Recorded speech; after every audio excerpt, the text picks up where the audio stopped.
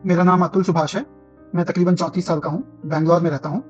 आज मैं suicide commit करने जा रहा हूँ। हमें कैसे हरास किया गया है, मुझे ये सुसाइड करने के लिए डायरेक्टली इंस्टिगेट किया गया है। सिर्फ कानूनन तरीके से मेरे माता पिता और भाई को भी अक्सर कोर्ट के चक्कर काटने पड़ते हैं।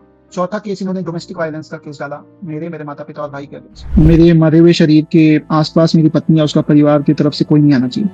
मेरा अस्थि विसर्जन तब तक नहीं होना चाहिए जब तक मेरे हरासर्स को पनिशमेंट नहीं मिलता। तो मेरा जो अस्थि है वहीं कोर्ट के बाहर किसी गटर में बहा देना चाहिए। मरने से पहले दुनिया के नाम एक आदमी का ये संदेश रूह कपाने वाला है।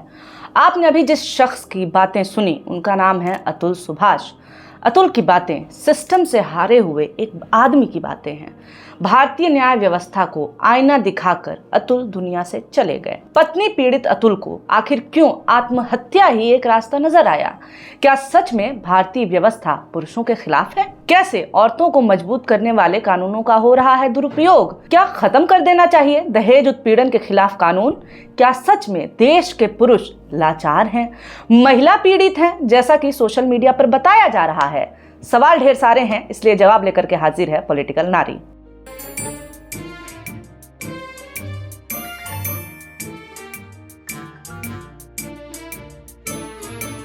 नमस्कार, मेरा नाम है निवेदिता शांडिल्य और आप देख रहे हैं पॉलिटिक्स। अतुल सुभाष ने आत्महत्या नहीं की है, उनकी हत्या हुई है। ये हत्या की है हमारी न्याय व्यवस्था ने। 9 दिसंबर को बंगलुरु में रहने वाले 34 वर्षीय इंजीनियर अतुल सुभाष ने अपनी जान दे दी। जान देने से पहले उन्होंने एक वीडियो और नोट में अपनी पत्नी और जज पर कुछ आरोप लगाए हैं। क्या है पूरा मामला, चलिए ये जान लेते हैं। अतुल ने अपनी आखिरी वीडियो और सुसाइड नोट में बताया है कि 2 साल साथ रहने के बाद पत्नी घर छोड़कर चली गई। सुसाइड से पहले रिकॉर्ड किए गए वीडियो में अतुल ने पूरा मामला विस्तार से बताया है। उन्होंने कहा कि उन्होंने 2019 में एक मैट्रिमोनी साइट से मैच मिलने के बाद शादी की थी। अगले साल उन्हें एक बेटा हुआ। उन्होंने कहा कि पत्नी और पत्नी का परिवार उनसे हमेशा पैसों की डिमांड करता रहता था, जो वो पूरी भी करते थे। उन्होंने लाखों रुपए अपनी पत्नी के परिवार को दिए थे, लेकिन जब उन्होंने और पैसे देना बंद कर दिया तो पत्नी 2021 में बेटे को लेकर के बंगलुरु छोड़कर चली गई। पत्नी ने दहेज और पिता के मर्डर का आरोप लगा करके केस दर्ज कराया।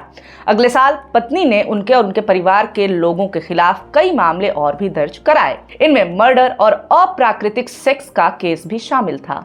अतुल ने कहा कि उनकी पत्नी ने आरोप लगाया कि उन्होंने 10 लाख रुपए दहेज मांगा था, जिसके चलते उसके पिता का दिल का दौरा पड़ने से निधन हो गया। अतुल ने कहा कि यह आरोप किसी फिल्म की खराब कहानी जैसा है, क्योंकि मेरी पत्नी पहले ही कोर्ट में सवाल जवाब में इस बात को स्वीकार कर चुकी है कि उसके पिता लंबे समय से गंभीर बीमारी से जूझ रहे थे और पिछले 10 साल से दिल की बीमारियों और डायबिटीज के लिए एम्स में उनका इलाज चल रहा था। डॉक्टरों ने उन्हें जीने के लिए कुछ ही महीने का समय दिया था, तभी हमने जल्दीबाजी में शादी की थी। सोचिए कि अतुल किस तरह से न्याय व्यवस्था से परेशान हुए कि उन्होंने अपने आखिरी वीडियो में कहा है कि मेरी अस्थियां तब तक मत बहाना जब तक कि न्याय ना मिल जाए। मेरा अस्थि विसर्जन तब तक नहीं होना चाहिए जब तक मेरे हरासर्स को पनिशमेंट नहीं मिलता।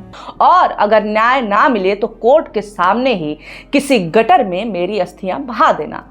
तो मेरा जो अस्थि है वहीं कोर्ट के बाहर किसी गटर में बहा देना चाहिए। अतुल ने जज पर भी गंभीर आरोप लगाए हैं। उन्होंने कहा कि मैंने जज को बताया कि एनसीआरबी की रिपोर्ट बताती है कि देश में बहुत सारे पुरुष झूठे केस की वजह से आत्महत्या कर रहे हैं। तो पत्नी ने बीच में कहा कि तुम भी आत्महत्या क्यों नहीं कर लेते हो? इस बात पर जज हंस पड़ी और कहा कि ये केस झूठे ही होते हैं, तुम परिवार के बारे में सोचो और केस को सेटल करो। मैं केस सेटल करने के 5 लाख रुपए लूंगी। कोर्ट के अंदर जज के सामने एक व्यक्ति को आत्महत्या के लिए उकसाने जैसा अपराध किया जा रहा है और जज हंस रही हैं। अगर अतुल के ये आरोप सच हैं तो अतुल की आत्महत्या की जिम्मेदार वो जज भी हैं जिसने पूरे मामले को इतनी असंवेदनशीलता के साथ डील किया है। अतुल की आत्महत्या के बाद उनकी पत्नी और परिवार पर 4 एफआईआर दर्ज किए गए हैं। मीडिया अतुल की पत्नी के घर पहुंच भी गया है। मीडिया ट्रायल भी शुरू हो चुका है। आइए अब बात करते हैं सोशल मीडिया आउटरेज की, वो नाराजगी जो हमारे घरों तक के पुरुषों में पहुंच चुकी है। पितृसत्ता आपदा को अवसर कैसे बनाती है, इस पर ध्यान दीजिए। कैसे पुरुष महिलाओं के अधिकारों के दमन के लिए मौके की तलाश में रहते हैं, इस पर भी ध्यान दीजिए। ध्यान देने वाली बात यह भी है कि कैसे नागरिक बनाम न्याय व्यवस्था को मर्द बनाम औरत बनाकर पितृसत्तात्मक समाज अपना हित साधने की कोशिश कर रहा है। देखिए जरा पुरुष बचाओ अभियान के लिए स्लोगन क्या दिए जा रहे हैं। पहला, डबल द डाउरी यानी दहेज दोगुना लो। डोंट बी मौगा, मौगा मत बनो। मौगा का मतलब आप समझते होंगे, अगर नहीं समझते तो मैं बता देती हूँ। मौगा उस पुरुष को कहते हैं जो कि स्त्रैण है, जिसमें स्त्रियों वाले गुण हैं।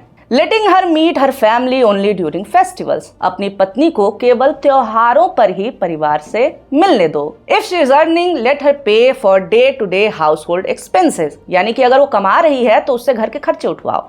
If she is not earning just give her minimum money, नहीं कमा रही है तो पैसे भी बहुत ही कम दो। टेल हर टू डू पूजा पाठ डेली, पत्नी से रोज पूजा पाठ करवाओ। 1 कुटाई पर क्वार्टर, हर कुछ दिन में बीवी की पिटाई करो। अब देखिए जरा, महिलाएं अपने हक के लिए कानून की मांग करती हैं और पुरुष महिलाओं की पिटाई की मांग कर रहे हैं, उसे दास बनाने की मांग कर रहे हैं। ये अंतर समझने की जरूरत है, ये जानने के लिए कि ये सारा गेम पावर का है। दहेज विरोधी कानून का कुछ लोगों ने दुरुपयोग किया, इसलिए हम मांग करते हैं कि कानून खत्म होना चाहिए। भाई आप दहेज लेना बंद कर दो, कानून की जरूरत ही नहीं रहेगी। फिर दहेज से दिक्कत नहीं है, उसे रोकने वाले कानूनों से दिक्कत है। रेप से दिक्कत नहीं है, उसे रोकने वाले कानूनों से दिक्कत है। सुधार की जरूरत है, मगर कानून से ज्यादा समाज में सुधार समय की मांग है। दहेज लेंगे, लड़की पर और उसके घर वालों पर एहसान और पावर शक्ति स्थापित करेंगे। नहीं मिला दहेज तो लड़कियों का जीवन बर्बाद कर देंगे, खत्म कर देंगे उन्हें। मगर विरोध दहेज विरोधी कानूनों का करेंगे।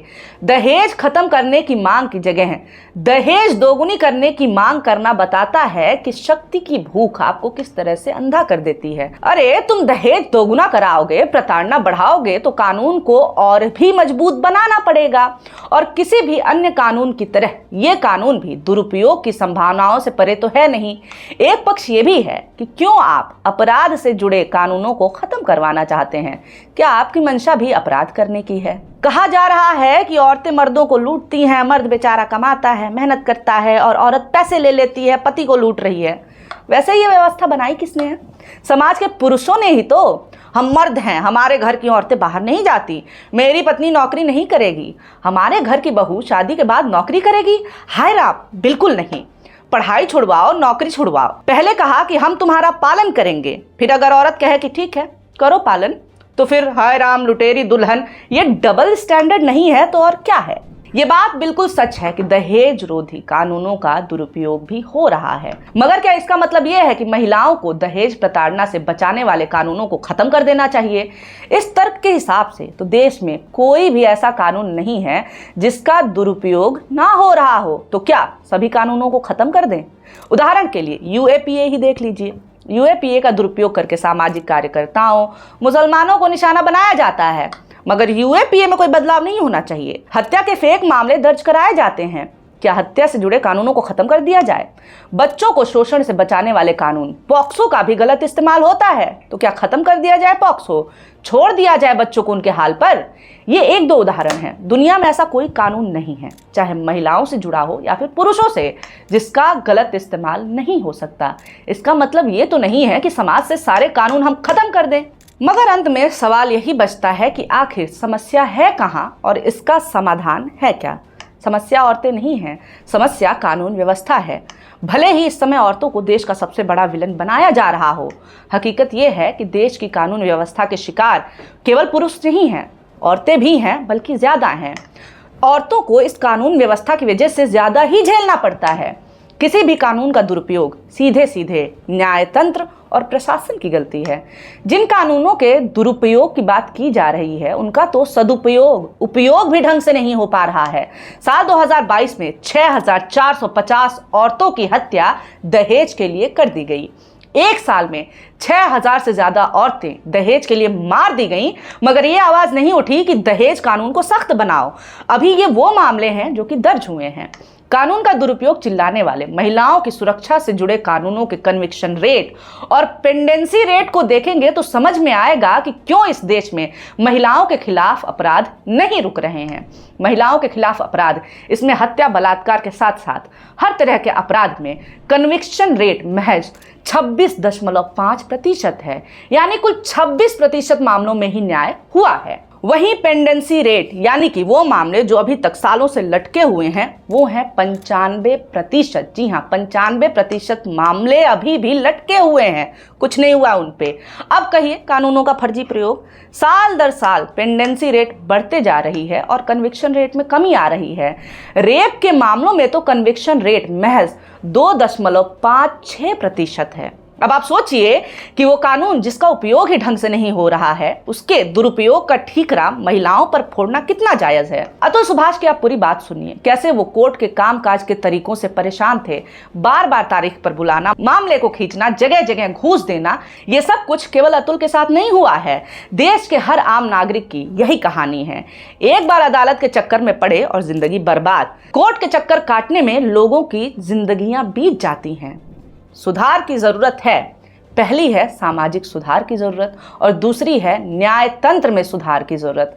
दहेज बैन है, मगर फिर भी दहेज लिया जाएगा और खुलेआम ये अपराध हो रहा है। दहेज खत्म होगा, दहेज से जुड़े कानूनों की जरूरत नहीं रहेगी, ना ही इसका दुरुपयोग हो पाएगा। दूसरा सुधार देश की कानून व्यवस्था और न्याय तंत्र में करने की जरूरत है। कानून का पालन हो और ढंग से हो, मगर कानून का दुरुपयोग ना हो, इसकी जिम्मेदारी प्रशासन की है, न्यायपालिका की है। कोई भी कानून दुरुपयोग की परिधि से बाहर नहीं है, मगर दुरुपयोग को रोकना जिनके हाथ में है, उनकी जवाबदेही तय की जाए। एक बार फिर मैं कह रही हूं, यहां पर लड़ाई औरत बनाम पुरुष की नहीं है, मर्द और औरत के बीच की लड़ाई नहीं है। ये लड़ाई है भ्रष्ट तंत्र और आम जनता, आम नागरिक के बीच की। इस पूरे मामले पर आपका क्या सोचना है, ये हमें कमेंट करके जरूर बता दें। सोशल मीडिया या मीडिया में जिस तरह की बातें चल रही हैं, उस पर आपका क्या टेक है, ये भी आप कमेंट कर सकते हैं। वीडियो आपने यहाँ तक देख लिया है, अच्छा लगा हो तो लाइक भी कर सकते हैं और ऐसे वीडियोज आपके सामने आते रहें, इसके लिए हमारे चैनल मॉलिटिक्स को सब्सक्राइब करना ना भूलें। बहुत शुक्रिया, बहुत धन्यवाद।